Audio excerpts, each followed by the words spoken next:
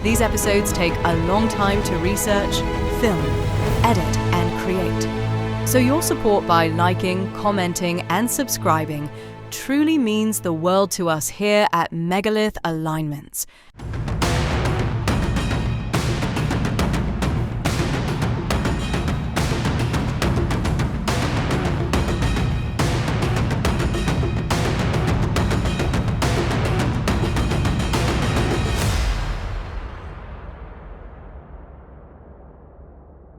In this journey through Karnak, we explore its open-air museum, lost shrines, sacred chapels, obelisks, the Temple of Khonsu, and symbols that raise strange questions. At Karnak, one giant stone scarab still draws people into a strange ritual.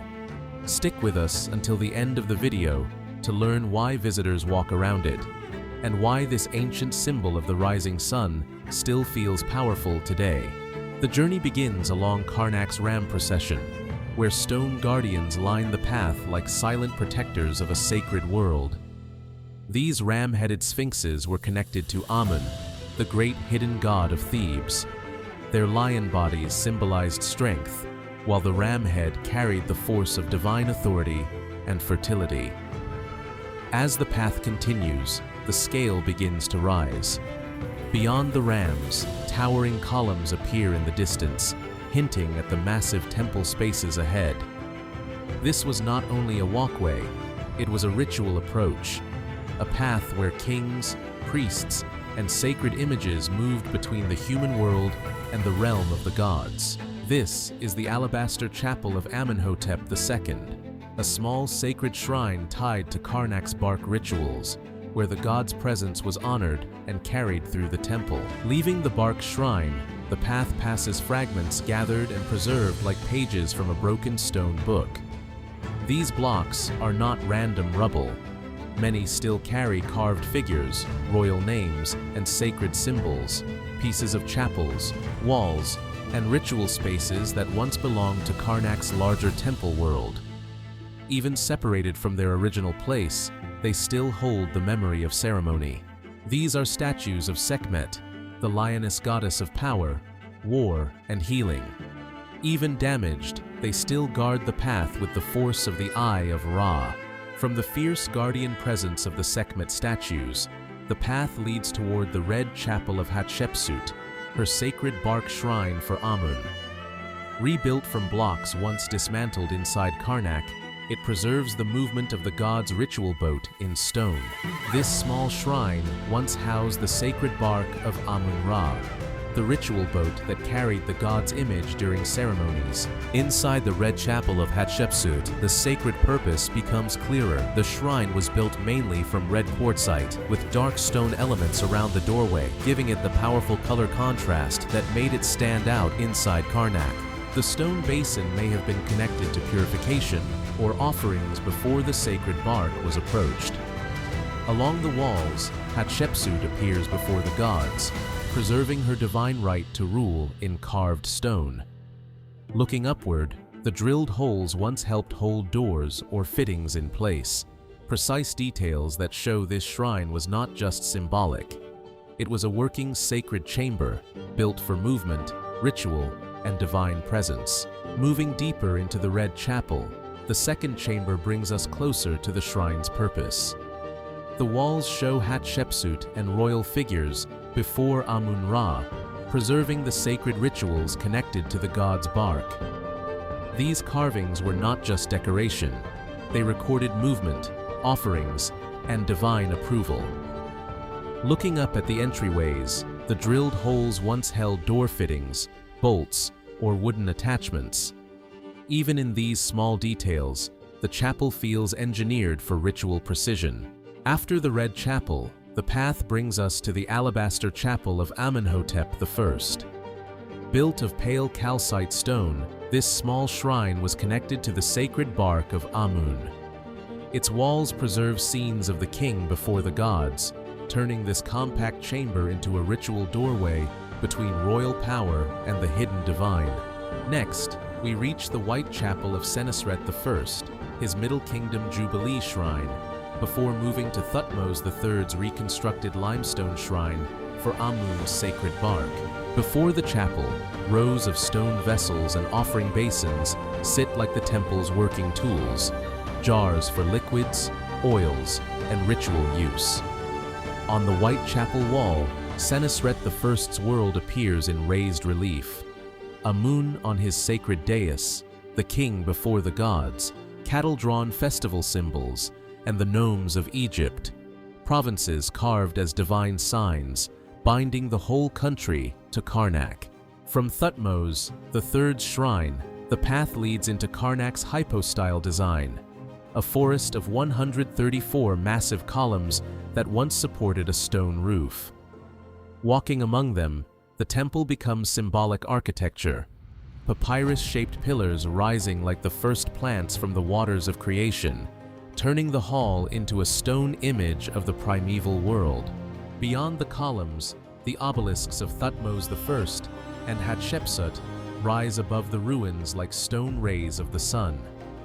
Then, Hatshepsut's great obelisk dominates the view, carved for Amun from a single piece of granite, surrounded by broken pylons and temple blocks from Karnak's ancient sacred core.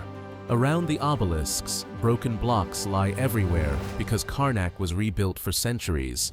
Chapels were dismantled, stones reused, and fallen pieces now remain as fragments of earlier sacred structures. From the broken blocks, we reach a carved doorway, built like doors within doors. 7 layers pulling the eye inward, like a passage into hidden sacred space. Beside it, the symbols become stranger, stacked grids, rods, and repeated forms that look exactly like Tesla devices carved into stone. Leaving the carved doorway, we pass more collected fragments, broken pieces of Karnak's older walls, shrines, and sacred architecture. Leaving the carved stone passage, we come to the re-erected upper section of Hatshepsut's second obelisk, a surviving fragment of royal devotion, once rising higher as a stone beam dedicated to Amun. From the obelisk, we arrive at Karnak's Sacred Scarab, the colossal Khepri. To the Egyptians, Khepri symbolized rebirth and the rising sun. Modern tradition says to circle the scarab counterclockwise, 3 times for luck and health, 5 for success and prosperity, and 7 for love, marriage, or fertility blessings. Beside the scarab, Karnak opens to its sacred lake, a ritual pool used for purification and sacred ceremonies. From here, the path leads toward the 8th pylon, where colossal statues and royal reliefs mark another gateway into Karnak's layered temple world. At the statue base, Egypt's defeated enemies appear beneath the king, the 9 bows, foreign lands placed under Pharaoh's power. Then the 7th pylon rises before us, where Thutmose III smites enemies and records conquered towns, turning military victory into sacred stone propaganda.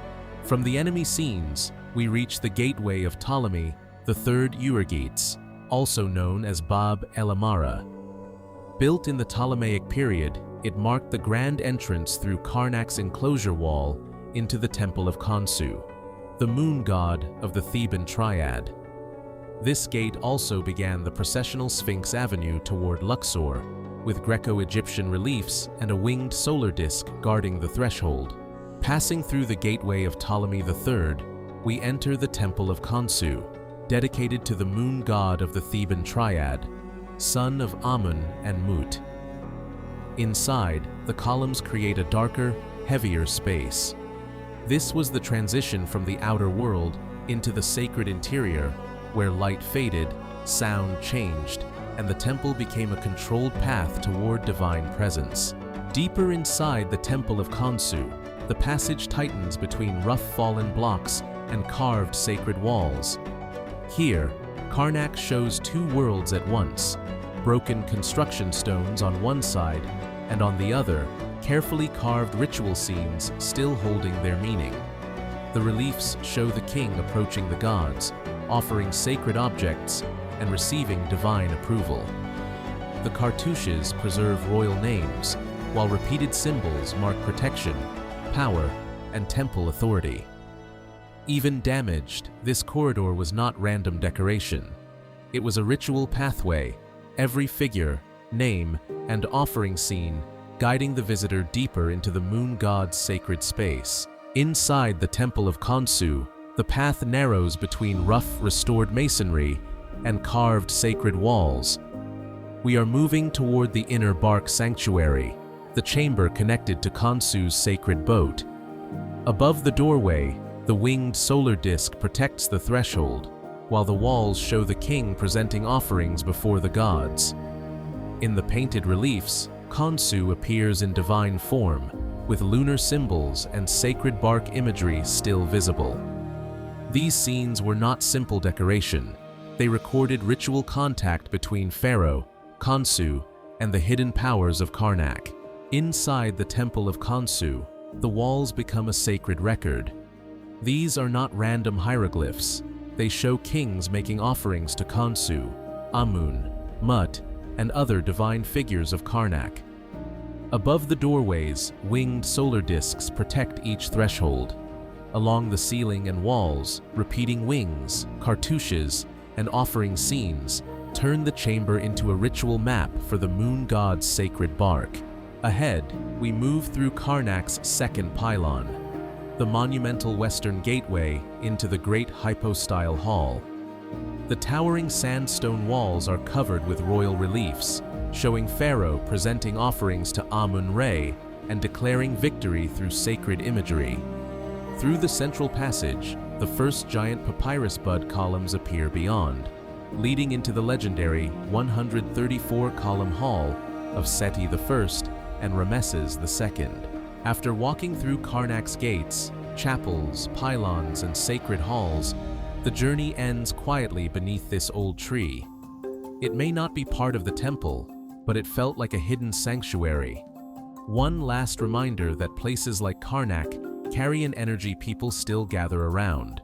Join us next time as the journey continues west of the Nile, into the tomb of Ramose, the Valley of the Kings, and Deir el Medina, the ancient village of the artisans who built eternity into stone.